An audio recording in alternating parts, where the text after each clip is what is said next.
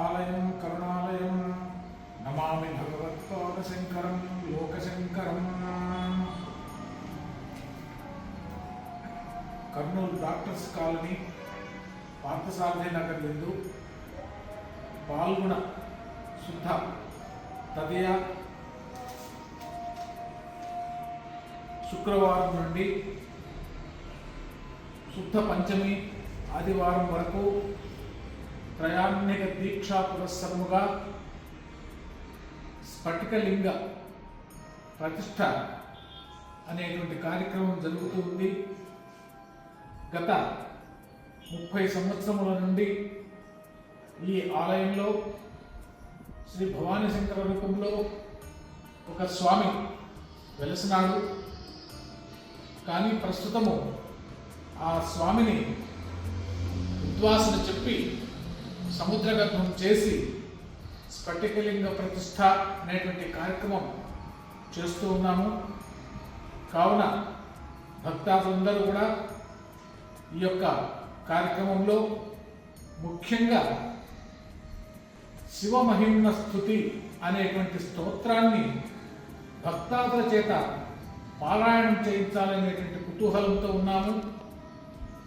పుష్పదంతాచార్యులు విరచించినటువంటి శ్రీ శివమహిమ్న స్తుతిని భక్తాదులందరూ కూడా నేర్చుకొని ఈ యొక్క ఆలయానికి ఇచ్చేస్తే 20, 21, 22 ఫిబ్రవరి నెలలో ఈ యొక్క ప్రతిష్టా కార్యక్రమం జరుగుతుంది. ఆ సందర్భంలో ఈ శివమహిమ్న స్తుతిని అందరూ భక్తుల చేత పారాయణం చేపించి వారి చేత నీటిని ఆ యంత్రమునకు తర్పణంగా వేయించడం జరుగుతుంది. తర్వాత ఆ యంత్రస్థాపన మన ఆలయంలో చేసి తర్వాత స్ఫటికలింగ ప్రతిష్ఠ అనేటువంటి కార్యక్రమం జరుగుతుంది. చాలా దిగ్విజయంగా చేస్తూ ఉన్నాము. ఒకరికొకరు అందరికీ చెప్పుకుంటూ ఈ శివమహిమ్న స్తుతిని పారాయణం చేయించవలసినదిగా మా యొక్క విన్నపం.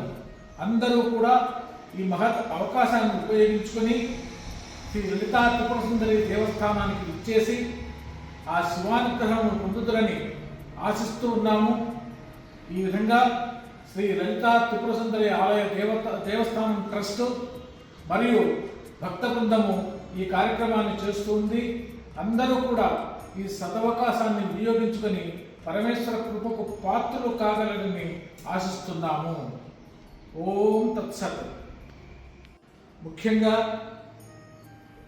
మనకి ఈ ప్రతిష్టలు 3 భాగాలుగా ఉంది, 3 విధములు.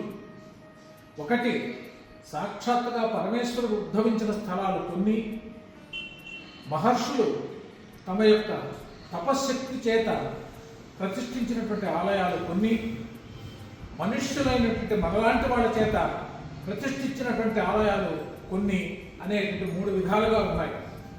మనకి శ్రీశైలము, తిరుమల వెంకటేశ్వర స్వామి ఆలయము మొదలైనటువంటి చోట్ల భగవంతుడు తనకు తానుగా ఉద్భవించినాడు. అది ఎవరూ ప్రతిష్ఠించినవి కావు. ఇక మహర్షులు ప్రతిష్ఠించినవి కొన్ని ఉన్నాయి ఆలయాలు. అటువంటి ఆలయాల్లో ప్రముఖంగా పరమేశ్వరుడు అర్చింపబడుతూ ఉన్నాడు. ఇక మానుషీ ప్రతిష్టలకు వచ్చేటప్పటికీ అనేక విధములైనటువంటి తెరగులతో మనుష్యులు వైదిక విధానంగా అంటే వేద సంపన్నంగా ఈ యొక్క ప్రతిష్టలు చేస్తూ వస్తున్నారు. ఈ యొక్క మన శివపురాణంలో మనకు లింగములు అనేక విధములుగా ఉన్నాయి. ఒకటి మనకు నర్మదా నదిలో లభించేటువంటి బాణలింగము, తర్వాత గండకీ నదిలో నుంచి వచ్చినటువంటి శాలిగ్రామము, ఇటువంటివి మహాపవిత్రమైనటువంటి. తర్వాత చెక్కలింగములు కూడా ఉన్నాయి, దారులతో చేసిన లింగములు. తర్వాత మట్టి లింగములు, ముక్తికతో చేసిన లింగములు. ఇప్పుడు మనకు కంచి వెళ్తే అక్కడ ఏకాపరనాథుడు మృత్తికాలింగం అని చెప్తారు. అది మనకు పృథివీ స్వరూపంగా ఉంది అక్కడ లింగం.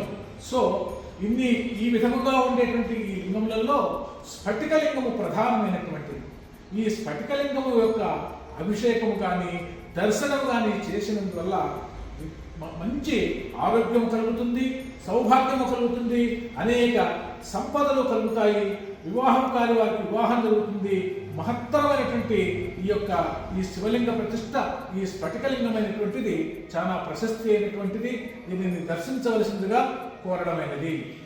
ఓం నమో బ్రహ్మణే నమో అస్మద్నయే నమో పృథివే నమో ఓషధేభ్యః నమో వాచే నమో వాచస్పతయే నమో విష్ణవే నమతే కరోమి. ఓం శాంతి శాంతి.